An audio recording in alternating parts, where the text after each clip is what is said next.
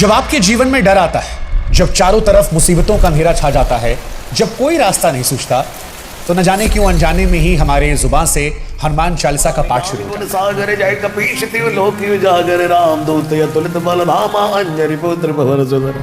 आज भारत के करोड़ों घरों में यह पाठ शांति के लिए किया जाता है। छात्र इसे परीक्षा के डर से बचने के लिए पढ़ते हैं, बुजुर्ग मोक्ष पाने के लिए पढ़ते हैं। हनुमान चालीसा कई भूत प्रेत को भगाने के लिए पढ़ते हैं, लेकिन क्या आप जानते हैं कि दुनिया को फियरलेस बनाने वाली यह हनुमान चालीसा खुद डर के साए में लिखी गई थी। जिस पाठ को आज हम मन की शांति के लिए पढ़ते हैं, उसका जन्म शांति में नहीं बल्कि मुगल जेल की कालकोठरी में हुआ था। उसका जन्म लोहे की जंजीरों की खनक और बादशाहों के अहंकार और मौत के डर के बीच हुआ था। यह कहानी सिर्फ पूजा पाठ की नहीं है, यह कहानी 16वीं सदी के सबसे बड़े विद्रोह की है। एक ऐसा विद्रोह जो तलवार से नहीं बल्कि कलम से किया गया था। प्रचलित लोक कथाओं और संत परंपराओं के अनुसार यह कहानी तुलसीदास और एक शहंशाह के महाटकराव की है। कहने वाले कहते हैं कि शहंशाह बादशाह अकबर थे, कुछ मानते हैं कि उनके नुमाइंदे थे, लेकिन कहानी जो है उस बारे में हम आपको बताते हैं। दरअसल यह दौर मुगल बादशाह अकबर का था। अकबर की सल्तनत अपने चरम पर थी। उस वक्त लगता था कि हिंदुस्तान में अकबर के सामने कोई पत्ता भी उसकी मर्जी के बगैर हिल नहीं सकता। उसी दौर में काशी, जिसे हम बनारस कहते हैं, उसके घाटों पर एक संत राम नाम की अलख जला रहे थे, और यह संत थे गोस्वामी तुलसीदास जी। तुलसीदास जी ने अवधी भाषा में रामचरितमानस लिखकर भगवान को मंदिरों से निकालकर आम आदमी की झोपड़ी तक पहुंचा दिया था। उनकी ख्याति इतनी बढ़ गई थी कि लोग कहने लगे थे कि इस संत के सिर पर स्वयं प्रभु श्री राम का हाथ है। ये वो संत हैं जो मुर्दों में भी जान डाल सकते हैं। यह खबर उड़ते उड़ते फतेहपुर सीकरी किले तक पहुंची, बादशाह अकबर के कानों तक पहुंची। सत्ता को हमेशा संतों से डर लगता रहा या फिर ईर्ष्या होती थी। अकबर, जिससे अपनी ताकत पर गुमान बहुत था, उसने सोचा कि अगर ऐसा कोई जादुई इंसान है तो उसे खुदा की इबादत नहीं बल्कि बादशाह की गुलामी करनी चाहिए। इसके बाद अकबर ने अपने सिपाहियों को भेजा। हुक्म दिया गया कि तुलसीदास को फौरन दरबार में पेश किया जाए। सिपाही काशी पहुंचे और एक बूढ़े संत को जबरदस्ती सम्मान के साथ नहीं बल्कि एक कैदी की तरह लाल किले के दरबार में पहुंचाया गया। अब आप कल्पना कीजिए कि सामने तख्त पर हिंदुस्तान का सबसे ताकतवर बादशाह बैठा है, जिसकी एक आवाज पर लाखों तलवारें उड़ जाती हैं, और नीचे एक साधारण सा भगवाधारी जिसके पास ना कोई हथियार है ना कोई सेना, बस एक कमंडल और होठों पर नाम प्रभु श्री राम का। अकबर ने व्यंग भरी मुस्कान के साथ नीचे देखा और कहा कि सुना है तुम बड़े करिश्मे करते हो, खुदा से बात करते हो। लोग कहते हैं कि तुम मरे हुए को जिंदा कर देते हो। आज हमें भी कोई चमत्कार दिखाओ, हमें भी देखना है कि तुम्हारे राम कितने ताकतवर हैं। इसके बाद दरबार में सन्नाटा छा गया। सभी को लगा कि तुलसीदास जी डर जाएंगे या कोई जादू दिखाने की कोशिश करेंगे, लेकिन तुलसीदास जी ने अकबर की आंखों में आंखें डालकर बड़ी विनम्रता से कहा कि हे राजन, मैं कोई जादूगर नहीं हूं, मैं कोई मदारी नहीं हूं जो तमाशा दिखाने लग जाऊं। मैं तो प्रभु श्री राम का एक साधारण सा सेवक हूं। चमत्कार दिखाना मेरा काम नहीं, वो प्रभु की इच्छा है।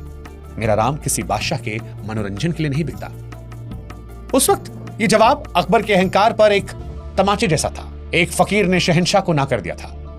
कहते हैं कि अकबर का चेहरा गुस्से से लाल हो गया। उसने चिल्लाकर आदेश दिया, इस गुस्ताख को ले जाओ और इसे जंजीरों में जकड़कर काल कोठरी में डाल दो। ना खाना देना ना पानी, देखता हूं इसका राम इसे बचाने के लिए कब आता है। और यहीं से जन्म होता है हनुमान चालीसा का। तुलसीदास जी को जेल में डाल दिया गया। वो काल कोठरी जहां पर सूरज की रोशनी नहीं पहुंचती थी। हाथों में लोहे की भारी जंजीरें थी। भविष्य का कोई पता नहीं था कि कल जिंदगी रहेगी या नहीं रहेगी।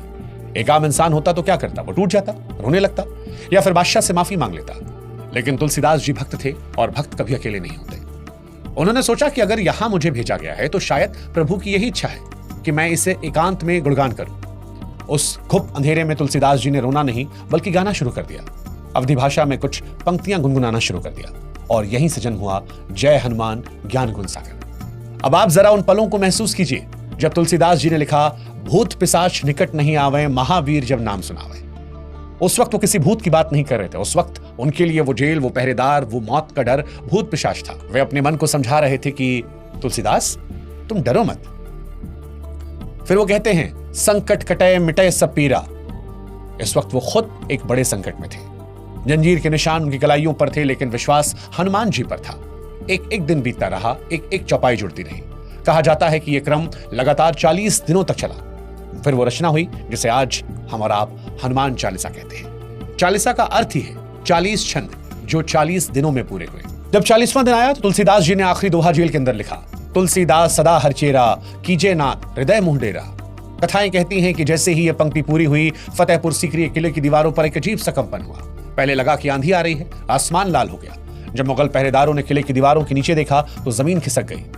कई सारे बंदर किले की तरफ आ गए थे। ऐसा लग रहा था जैसे मानो बंदरों की कोई सेना आ गई हो।